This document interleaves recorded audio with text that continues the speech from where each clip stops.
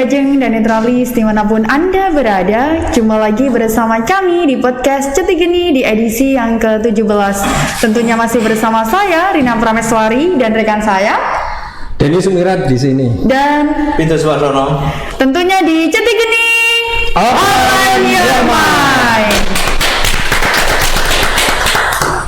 Dimas, Diajeng, dan Netralis dimanapun Anda berada, di edisi yang ke-17 ini kita menghadirkan sosok narasumber yang sangat menginspirasi sekali. Ngelayannya nggak senyum, tapi malam hari ini kita ajak senyum pokoknya. Tapi kan bukan nelayan. Oh, kan nenek moyang kita. Bukan, narasumbernya bukan nelayan. Oh, iya. Tapi mepet-mepet. Iya. Baik, monggo dilanjut. Miss Rina. Baik, terima kasih Pak Denny. Dimas, Diajeng, dan Netralis dimanapun Anda berada, di edisi yang ke-17 ini kita menghadirkan narasumber yang sangat menginspirasi sekali. Siapakah beliau? Beliau adalah Bapak Muhasan, Ketua Pokdarwis Pantai Kelapa, Panyuran, Tuban. Pak Hasan, bagaimana kabarnya Pak? Alhamdulillah baik. Baik. Asli Panyuran ya Pak ya? Asli pribumi. Asli pribumi. Nasionalis. Enggak, masa pandemi ini bisa baik-baik saja. Alhamdulillah baik. Dari sisi nilai-nilai yang harus dibuat baik. Oh, saya melihat pundaknya itu terasa berat. Kayak roh itu ya. Pak Hasan, sebelum kita ngobrol lebih jauh lagi, ada sesi atau tahapan yang harus dilalui Pak Hasan. Iya. Namanya ada sesi pantik api. Iya, mantap ya. Iya. Lagi berjelas sih pantai api. Iya. Kobongnya. Iya. Di sesi pantik api ini adalah narasumber diharuskan memilih dengan cepat. Iya. Ada 10 pertanyaan yang harus dijawab Pak Hasan. Siap. Bagaimana, sudah siap Pak Hasan? Siap. Baik. Pertanyaan pertama, evolusi atau revolusi? Evolusi. Kualitas atau kuantitas? Kualitas. Relasi atau interaksi? Relasi. Subur atau makmur? Subur. Tumbuh atau kembang? Tumbuh. Sadar atau sabar? Sabar. Bersih atau tertib? Bersih. Populis atau karismatik? Karismatik. Perspektif atau intuisi? Perspektif. Pertanyaan yang terakhir Pak Hasan, monitoring atau mentoring? Monitoring. Jadi perjalanannya sangat panjang. Sangat panjang. Sangat panjang sekali. Yang terakhir yang dipilih adalah monitoring. Monitoring. Padahal sekarang kan sudah berkembang maju gitu, tapi tidak pilih yang itu. Iya. Ini prosesnya ternyata yang Prosesnya. dipilih. Iya, panjang. Monggo nanti dipertanyakan saja. Oke ya. Dipersoalkan. Ya, baik Mas Muhasan, ini ternyata saya mencari Mas Muhasan itu bulannya bulan April, beliaunya ini zodiaknya itu Aries. Aries itu tipenya ya, rekan-rekan semuanya. Tak bacakan ini pas. Aries Motelas itu loh. Oh, itu ilmuwan itu. Ya. Beliau ini adalah tempat curhat yang paling nyaman. Serius ini ya. Kaum bawa apa tak? Ini repot ini. Kita bawa panas. Iya. Punya jiwa pelopor biasanya. Itu tipe Aries. Dan yang ketiga, problem solver. Ini. Nah, selain pelopor itu juga pemopor. Tukang popor. Iya. Kampar. Bukan popor senjata. Oh, iya. Ya, baik. Mas Muhasan, terkait dengan pariwisata, panjenengan ada di Pokdarwis. Ini ada data Mas Muhasan yang ingin saya bagi bersama dengan Dimas Diajeng serta Netralis yang ada di rumah. Berdasarkan pada Tuban Data, nah, tahun 2019, karena tahun 2020 saya tidak mendapatkan tentang jumlah tempat wisata menurut jenis wisata di Kabupaten Tuban pada tahun 2019 ya. Jadi ada 1, 2, 3, 4, 5. Jadi yang satu itu ada museum, pemandian, goa, air panas dan panorama. di 2019 itu untuk pemandian itu naik dari 19 menjadi 24 tempat objek wisata. Kemudian goa itu dari 7 menjadi 8. Air panas itu dari berapa ini? 5, kemudian jadi berapa ini? 6. Panorama ini mungkin termasuk yang punya Mas Muhasan ya, di Pantai Kelapa. Dari awalnya 13 menjadi 23. Nah, itu tahun 2019 menurut data, dan jumlah wisatawan mancanegara maupun domestik di Kabupaten Tuban dari 2014 hingga 2019 naik ya, itu ya, dari langsung saja ya, langsung ke 2019 mancanegara atau internasional itu di Tuban itu sebanyak 793 wisatawan mancanegara. Mungkin juga sudah pernah masuk di Pantai Kelapa ya. Kemudian domestik itu ada sekitar 7.033.343. Total itu 734.136 wisatawan. Bayangkan itu. Nggak bisa dibayangkan. Nggak bisa dibayangkan.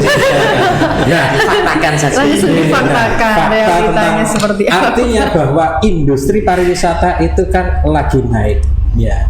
Nah, Mas Muhasan, untuk membuka ini semuanya, bagaimana sih menurut Mas Muhasan terkait dengan industri pariwisata Tuban ke depan? Demikian, monggo dibuka. Iya, terima kasih Mas Denny. Berkenaan dengan wisata yang ada di Tuban, berdasar fakta data yang disampaikan tadi itu adalah merupakan bagian dari sesuatu yang nampak yang harus kita follow up. Persoalannya adalah Tuban itu lagi-lagi kalau kita melihat dari pantainya, dari pegunungannya, dari pedesaannya dan seterusnya, itu adalah sangat potensi sekali untuk dijadikan tempat jujukan untuk para wisatawan. Persoalan yang terjadi itu hanya sebatas wacana. Faktanya apa? Ketika para wisatawan, kalau kita melihat di Banyuwangi, kalau kita melihat di daerah Malang, kalau kita melihat di Jogja, mereka para wisatawan bisa berlama-lama. Kenapa di Tuban tidak bisa? Itu karena memang di Tuban itu ada potensi, tapi dari sisi ini hanya sebatas berkeinginan. Belum ada upaya yang nyata baik dari pemerintah maupun stakeholder yang ada untuk mengupayakan Tuban ini benar-benar menjadi sebuah destinasi wisata yang barangkali bukan hanya domestik, mancanegara juga, itu kan. Lah, untuk mengupayakan itu sebetulnya kalau karena kita pelaku wisata ya, setidaknya paling enggak tahu apa keluh kesah, apa aspirasi daripada para pengunjung wisata itu. Diantaranya adalah ketika pengen nginap kita di mana? Homestay nggak ada. Ketika kita mau meramaikan Tuban dengan ikon wisatanya, setidaknya satu, upayakan saja di Tuban itu ada wisata buka malam. Bukan dalam tanda kutip hal-hal yang negatif loh ya. Kita berupaya dalam rangka untuk dari sisi ekonomi dan nilai-nilai positif tentunya. Bikin homestay misalkan. Bayangkan ketika masyarakat itu sudah nginap, itu artinya apa? Mereka pengen berkehidupan membaur dengan masyarakat kita. Orang-orang wisatawan yang mereka sudah punya kebebasan secara finansial itu pengennya wisata itu wisata yang memang mengedukasi, wisata yang bisa nginap dengan masyarakatnya, makannya pun juga mengikuti lingkungan yang ada, nginap bersama mereka, aktivitas sehari-harinya mereka lakukan bersama-sama. Itu yang mereka inginkan. Tapi di Tuban kan belum ada itu. Untuk membuat itu ternyata di lapangannya pun tidak mudah. Memprospek masyarakat kita untuk berpikir pola pikirnya wisata itu susah. Dari mimik yang timbul saja ketika sebuah destinasi wisata tidak bisa memprospek masyarakatnya dengan baik, saya yakin kok mimik wajahnya pun mesti apatis. Kenapa kok begitu? Nah, kenapa demikian? Sederhana. Orang ketika belum bisa merasakan sesuatu, nikmatnya sesuatu, ya hasilnya pasti apatis. Pantes sekali. Terus gini juga, sudahkah di pribadi-pribadi kita itu berpikir kita menjadi senang ketika orang senang? Ini persoalan. Jadi ketika kita masih punya perasaan bingung ketika orang itu senang, ini adalah persoalan. Dan ini adalah bagian upaya PR kita semua untuk paling tidak menyampaikan hal-hal yang demikian ini kepada masyarakat. Sampaikan saja, jikalau ada teman, handai tolan, sanak saudara kerabat, siapapun itu yang ketika mereka senang, cobalah ikut senang. Biar apa? Biar memang ini benar-benar timbul sebuah keberkahan di pribadi masing-masing itu. Ini yang penting. Kenapa di setiap destinasi wisata timbul persoalan dengan lingkungan itu? Ya lagi-lagi itu, mereka pinginnya kan instan. Taunya sekali dapat langsung dipiurkan semuanya dapat kan gitu. Toh itu butuh proses butuh perjuangannya panjang. Sementara mereka berpikirnya walah mau dapat apa gitu. Ini persoalan. Jadi mindsetnya lebih yang harus diperbaiki dulu di masyarakat kita. Nah, itu semua bisa dilakukan. Semua stakeholder yang ada kita bersatu padu, paling tidak dari tokoh masyarakatnya, dari Pak Kepala Desa barangkali gitu ya. Apalagi syukur-syukur pemerintah daerah mensupport dengan betul-betul, mengawal betul. Karena apa? Dari sistem administrasi kepemerintahan sudah jelas. Ketika ada pemerintah daerah, ketika menginteruskan segala sesuatu di lini bawah, di akar rumput, di kecamatan, di desa, insya Allah kok para penggawa itu ngikuti. Itu saja sih sebetulnya. Nah, kalau perjalanan dulu di Pantai Kelapa sebelum dibuka sampai sejauh ini kan sudah berkembang, tambah luas. Dulu apakah tidak ada proses yang semacam menyakitkan gitu loh? Barangkali ada penolakan. Saya sebetulnya enggak pengen cerita yang pedih sedikit ya. Sebenarnya ini kan bagian dari inspirasi. Iya, saya inginnya bisa menginspirasi. Iya, jadi gini, berbicara sesuatu hal yang baik itu kembali kepada niatan kita, Bapak-bapak sekalian. Jadi kita mau berlaku apa itu niatnya apa dulu? Apakah akan niatnya dapat sesuatu, ataukah kita berniatan ini potensi yang kita upayakan dengan jerih payah apapun itu tanpa tendensi dulu. Toh insya Allah segala sesuatu perilaku kita, perbuatan kita yang imbas kepada masyarakat secara sosial banyak orang yang ternaungi itu, insya Allah rezeki mengikuti kok. Konsepnya kan harus seperti itu. Tapi ketika kita sudah berpikir akan dapat apa dulu, tak pastikan. Andai kata dapat pasti kurang, dan syukur-syukur malah nggak dapat. Kalau bicara masalah keluh kesahnya Mas Pipit, jujur aja Pantai Kelapa itu bondone nekat, Mas. Makanya kalau saya ditanya bagaimana modalnya terkait dengan membangun wisata, tak pastikan 0 rupiah kita. Kalau kita secara pribadi ngopi sendiri, makan bareng dan sebagainya, itu sudah bagian dari konsekuensi orang ketika punya niat. Seperti yang jenengan katakan. Jadi proses kata-kata apa itu? Perjuangan ya itu ada proses kata-kata. Jadi bukan hanya sepas dikatakan tapi diperjuangkan.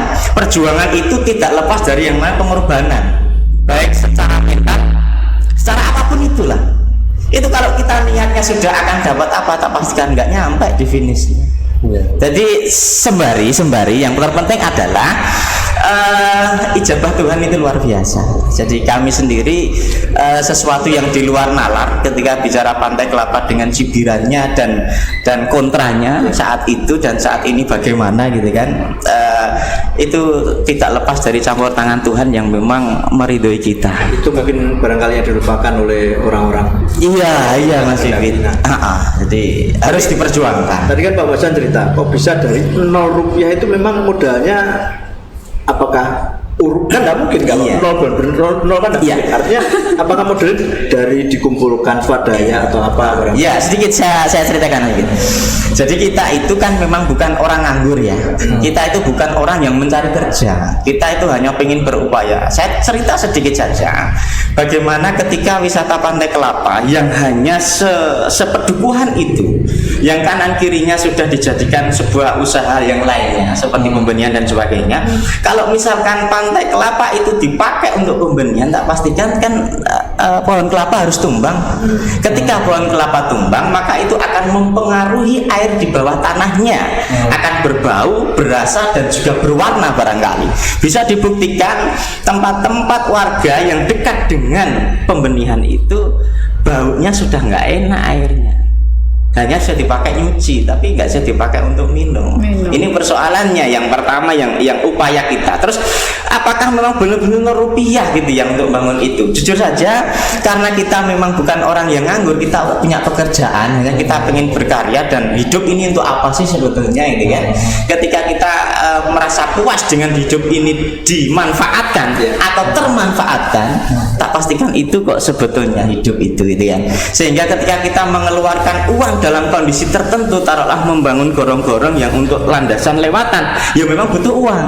Tapi tak pastikan seandainya itu tidak jadi wisata Pantai Kelapa, artinya karena tidak diajabah oleh Tuhan misalkan tidak jadi, tak pastikan uang itu hilang. Terus mau apa kita? Ya sudah. Maka saya katakan tidak ada perhitungan yang kelak ketika dalam bikin gorong-gorong dengan taruhlah habis 15 juta misalkan. Kalau tidak kembali bagaimana? Ya sudah, kita ikhlas. Nah, itu yang terjadi. Baik, tentang 0 rupiah dan lain sebagainya. Saya masuk tadi itu kalau di tempat wisata itu terasa wajah saya apatis ya.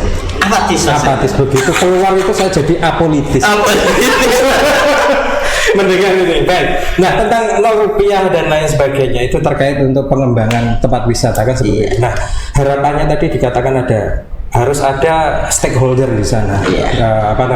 Keterlibatan stakeholder. Nah, boleh dijelaskan sebenarnya keinginan Mas Muhasan sebagai ketua Pokdarwis itu stakeholdernya pengennya seperti apa? Iya, sedikit kami sampaikan kepada Bapak sekalian bahwasannya wisata Pantai Kelapa itu kalau boleh kami katakan, karena lahannya itu adalah lahan pribadi, lahan orang per orang, yang di pundak kami tanggung jawabnya terkait dengan pengkondisian lahan tersebut, sehingga timbulnya nilai dan sebagainya itu menjadi tanggung jawab kita.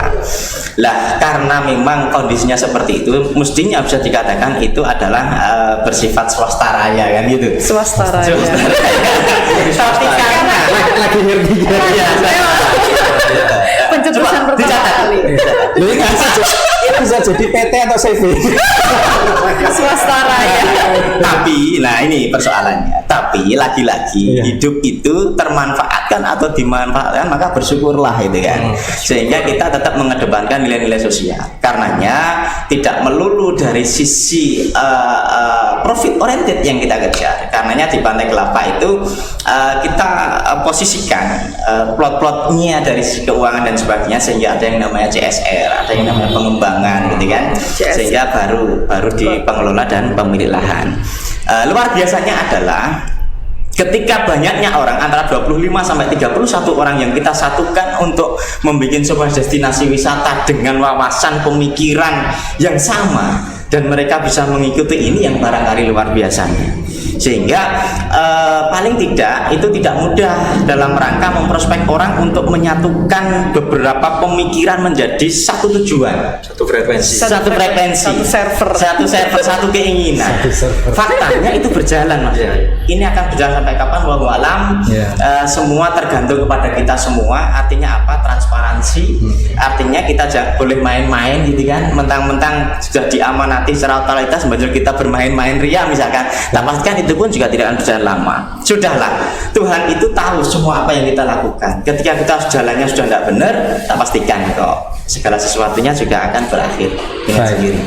Tadi stakeholder yang istilahnya lebih kepada swastaraya ya. Swastaraya. Ini bagaimana dengan ini yang bukan dari swastaraya ya, negeri raya. Pasti terkait dengan yang namanya regulasi. Nah, regulasi untuk pariwisata seperti apa ini, Mas?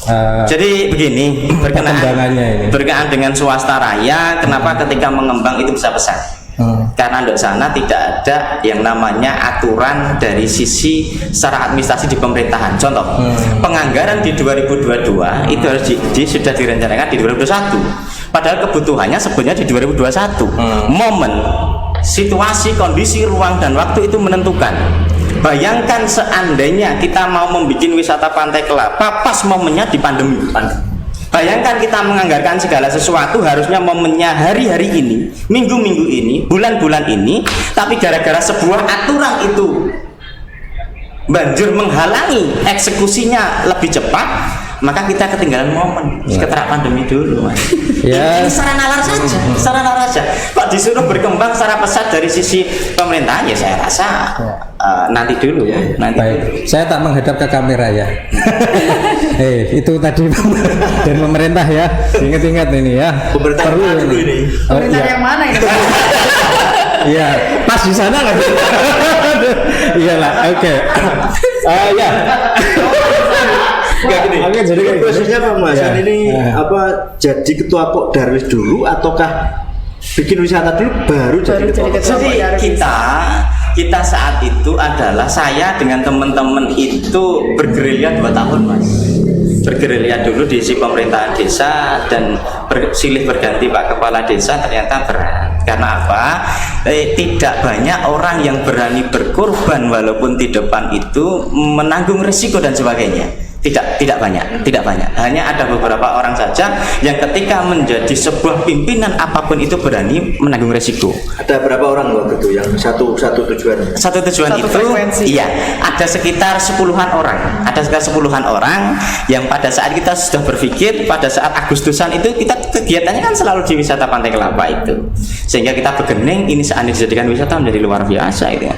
Terus akhirnya ada Pak Lurah saat itu yang memang baru terbuka pikirnya, memang betul ini harus diupayakan dari si alamnya agar tetap terjaga, potensi yang ada itu daripada sebatas bumi perkemahan. Dan keluh kesah dari pemilik lahan saat itu, karena jujur sebelum adanya wisata Pantai Kelapa saat itu ada pengurus yang namanya pengurus bumi perkemahan, dan saat itu di tahun pertama ketika didirikannya pengurus perkemahan itu saya sekretarisnya. Saya sekretarisnya, dan saya tahu kalau kesah pemilik lahan dipakai bayar PBB-nya saja tidak cukup. Oh gitu ya. Kenapa? Karena saat itu dalam 1 tahun dapat uang 7 juta saja sudah banyak. 1 tahun. Terus bagiannya berapa? Terus yang ngopeni dapat apa? Malaikatan saat itu. Nah, karena potensi ini layak dijual dengan teman-teman yang potensi teman-teman SDM-nya yang ada, yang IT ya IT, yang bagian promo kemana ya monggo gitu kan, yang bagian dari menguatkan dari sisi pemilik lahan dan lingkungan juga ada gitu kan, sehingga itu kita satukan, akhirnya dibentuklah kerja bakti saat itu bersama-sama. Ya saya katakan tadi 0 rupiah tadi itu modalnya pemikiran, tenaga, waktu. Bahkan saya persis 8 bulan itu, 6-8 bulan itu saya pulangnya selalu malam jam 12, jam 1. Jadi pada saat itu nilai yang saya petik luar biasanya apa? Saya kan ASN Pak.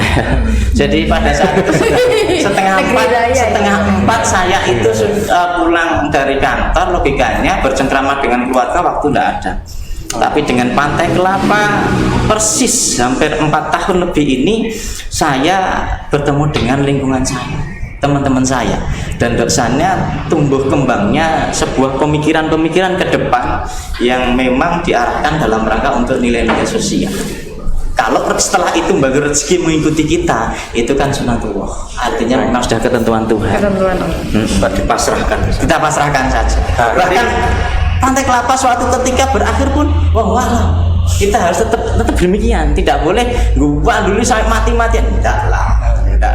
Nah, berarti tadi ketua Pok Darwis dulu ataukah? Jadi munculnya adalah kita kerja bakti dulu jebret, baru timbul yang namanya ketua Pok Darwis, dibaiat, ditunjuk saat itu di balai desa dengan Pak Kelurahan dan teman-teman yang lainnya, sudah ketuanya Mas Hasan. Luar biasa. Ini inspiratif sekali. Nah, ini ada beberapa fakta singkat nih Mas terkait pariwisata yang saat ini dan pandemi yang ingin saya bacakan, yaitu satu perjalanan turis mancanegara itu turun 72% per Januari sampai Oktober 2020. Jumlah wisatawan, kalau tadi perjalanan ya, kalau sekarang jumlah wisatawannya mancanegara di Indonesia turun menjadi 73,6%, turun 73,6% Januari sampai November 2020. Kemudian ada beberapa fakta juga. Pemerintah mengeluarkan berbagai kebijakan pembatasan perjalanan dan kerumunan untuk mengatasi penyebaran COVID-19. Sektor pariwisata dilindungi dengan bantuan dan insentif pajak. Nah, ini mungkin nanti akan dijawab oleh Mas Hasan tentang ini ya. Pariwisata aman dikenalkan dengan penerbitan dan penerapan protokol kesehatan. Kemenpraf mengeluarkan sertifikat CHSE untuk meningkatkan kepercayaan wisatawan terhadap destinasi dan industri pariwisata Indonesia. Nah, dari beberapa fakta itu kelihatannya ini Mas Hasan perlu untuk memberikan tanggapan ini terkait itu. Gimana ini? Saya coba bertanya dulu, kalau Mas Denny mengatakan itu fakta, Belum fakta. apakah bukan baru rencana gitu ya? Rencana fakta. Rencana bakal Rencana yang mau direalisasikan. difaktakan. Sampai detik ini saya belum pernah kesentuh yang namanya itu. Iya. Sedangkan dengan Kemenparekraf, dengan Zoom meetingnya, dengan apapun itulah, saya katakan gini saja. Pandemi ini dari awal di bulan Maret 2020 yang sehingga kita sampai tutup, yang rencananya tidak sampai 1 bulan, terjadi sampai 4 bulan setengah, semua chaos. Dan kita tidur di rumah. Itu para pedagang dan para pelaku wisata. Itu kita terdiam, tidak ada persoalan gitu kan. Lah kali ini dengan kondisi pandemi yang luar biasa ini, banjur ditimbulkanlah, kalau boleh saya katakan ini sebenarnya kan bahasa lockdown saja lah ya. Kita memang Ya, praktis oke. tutup kok, bukan Kamuflasenya lockdown. iya. Kalau dari sisi tanda kutipnya monggo, itu hak orang-orang yang memang mau kebijakan gitu kan. Tapi kalau saya boleh katakan ini kita lockdown, kita tutup total. Bahkan praktis pedagang kita Politis ini ya, politis. Oke. monggo penilaiannya. Kalau ini berfakta. Hari ini pedagang kita itu yang bergantung kehidupannya di wisata itu praktis mereka memakan kehidupan sehari-hari itu, istilah bahasa Jawanya mangan nganggur. Nek di tabungan ya iso mangan, nek gak di tabungan ngutang. Persoalannya nggo bayar utang itu apa kan gitu. Kalau Pak Denny tadi mengatakan ada bantuan dan sebagainya terkait dengan di pariwisata, apakah semua sudah bisa diakomodir dengan baik? Apakah semua wisata bisa didata dengan baik? Jangan-jangan bicara masalah wisata itu hanya tertentu saja juga.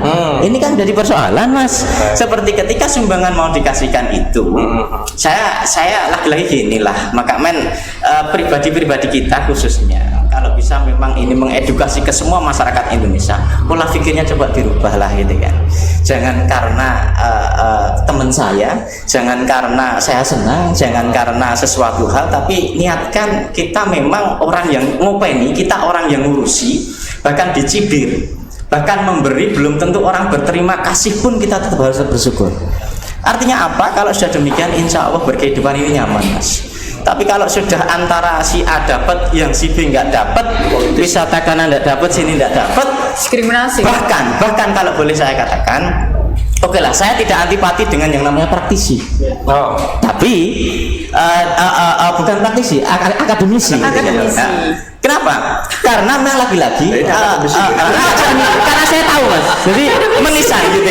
Jadi menisan karena saya tahu di samping saya ini akademisi. Akademisi. Jadi segala sesuatu itu butuh teori. Iya. Tapi memfaktakan itu juga perlu keberanian. Iya, betul. Dan niatan yang tulus, kuat gitu kan. Sehingga apa yang terjadi ketika akademisnya dapat, difaktakannya, secara faktanya dapat, itu baru luar biasa. Ya, ini geninya tadi arahnya ke sini, sekarang ke sini. Iya, tak sengaja tak tiup ke sana Mas Dikit. Nyorot ke Pak Denny semua. Iya. Baik, Mas Pipit ada lagi? Banyak. Sampai subuh bisa ya. Udah, artinya memang pandemi ini sesuatu yang luar biasa. Artinya antara perang dan pandemi, dua-duanya kita bermusuhan gitu loh. Kita bermusuhan dengan alatnya. Pandemi ini kan alatnya sebenarnya, bukan musuh kita yang nyata. Yang real. Nah, sebenarnya kalau di pariwisata sendiri di Pantai Klapa, apakah memang ada klaster dari wisata di tempat ini? Alhamdulillah sampai detik ini Mas Pipit, bicara data dan faktanya termasuk medianya, belum ada yang namanya klaster wisata. Insya Allah ada lah. Insya Allah tidak ada, mudah-mudahan tidak ada gitu kan. Yang terjadi kemarin di bulan tahun 2020 14,5 itu alhamdulillah semua aman saja kok. Lah karena memang bicara pandemi atau bicara ekonomi ini yang barangkali pemerintah memang bingung, Mas. Jadi saya mau kasihan ya bagaimana gitu kan. Sementara kita juga hanya bisa melihat, kita bisa melakukan, bisa mengikuti semua aturan yang ada itu di kondisi PPKM yang darurat ini, yang darurat mikro ini bahasa-bahasa yang sebenarnya biasa saja, hanya pengetatannya lebih luar biasa. Justru saya lebih kasihan kepada teman-teman tim eksekutor sebuah kebijakannya gitu kan, sehingga kasihan ketika dihadapkan dengan masyarakat kita itu. Bayangkan toh kalau jualan kaki lima itu teroyak-oyak, sementara Satpol PP-nya juga mereka tidak salah karena memang sebagai eksekusi gitu ya. Jadi Melaksanakan perintah. Iya, perintah. Nek iso ya rada humanis lah gitu kan. Jadi agaknya tidak terlalu Justru Humanis. Justru saya nggak bisa bayangkan kalau saya melihat Pantai Kelapa ini kan manajemennya sudah settle. Artinya meskipun terkena ombak badai pandemi, artinya tetap bisa survive. Nah, saya nggak bisa bayangkan wisata-wisata yang belum settle. iya. Itu gimana kondisinya sekarang ini? Iya, maka gini sajalah, cekak ausnya gini. Sebuah pemerintahan dibuat, sebuah negara dibikin, itu dalam rangka untuk melindungi, ngopeni masyarakat dan rakyatnya. Kembali kepada undang-undang bumi, air dan kekayaan alam seisinya. Ya. Dikuasai Pasal siapa? berapa itu? Dikelola. Dikembalikan lagi untuk kemakmuran Rakyatnya. Sederhananya itu, kalau jenengan mau membahas panjang lebar, monggo, tapi yang pasti itu kan. Kalau saya melihat nggak begitu. Kalau saya melihat justru rakyat ini melindungi negara. Boleh. Jadi yang menggendong Politis. Artinya begini. Oke. Bukan negara yang menggendong rakyat, tapi rakyat yang menggendong negara. Iya, boleh. Ya, ini waktu tinggal sedikit Ya, Mas. Ada beberapa problem istilahnya yang ada di Tuban terkait dengan pariwisata tadi juga disampaikan oleh Mas Muhasan yang pertama kali ya awal tadi. Nah, ini kan Mas Muhasan juga seorang problem solver tadi ya tipenya. Nah, kira-kira pengennya seperti apa ini Mas Muhasan agar walaupun di masa pandemi mungkin ada satu tips atau trik yang bisa membuat pariwisata ini kembali seperti sedia kala atau seperti apa ya? Iya, saya sulit menjawabnya sebetulnya karena faktanya pandemi atau ekonomi ini sesuatu yang berbeda. Kalau kita ambil di tengah-tengahnya, ibaratnya seperti anget-anget tai ayam, nggak jelas kabeh, intinya gitu. Makanya kalau mau pandemi silahkan pandemi, hanya kembali kepada yang saya sampaikan tadi bahwasannya kehidupan kita itu paling tidak dipengaruhi oleh kebijakan sebuah pemerintahan. Bayangkan saya sempat mengandai-andai seperti ini, orang tidak usah keluar rumah, tapi saya backup kehidupannya. Ketika kelihatan itu mukanya di depan rumah, saya hukum. Selesai Mas. Artinya apa? Karena sudah dicukupi, maka sampean melangkah keluar rumah tidak boleh. Itu mantep Mas. Tapi kalau nggak ada penyukupan dari ekonomi itu, banjur keluar rumah dipicis, ini kan jadi persoalan Mas. Itu persoalannya sebetulnya. Makanya kebijak itu penting. Bijak itu tidak harus benar dibenarkan, tidak harus salah disalahkan. Maka orang diharuskan bijak itu melihat situasi, kondisi, ruang dan waktu di dalam menentukan segala sesuatunya. Itu yang pasti. Nah ini pemerintah lah paling tidak yang bisa. Ya, ini sedikit lagi masih ada pertanyaan di benak saya ini tentang tadi kan masyarakat itu hanya keinginan saja untuk ke tempat pariwisata kan seperti itu. Nah, kira-kira ada nggak biar masyarakat itu sadar tenanan tentang wisata begitu loh? Lagi-lagi mindset harus dirubah dulu. Karena ini PR daripada akademisi sebetulnya. Merubah mindset. Pola pikir. Mahasiswanya harus dirubah pola pikirnya. Bukan selalu profit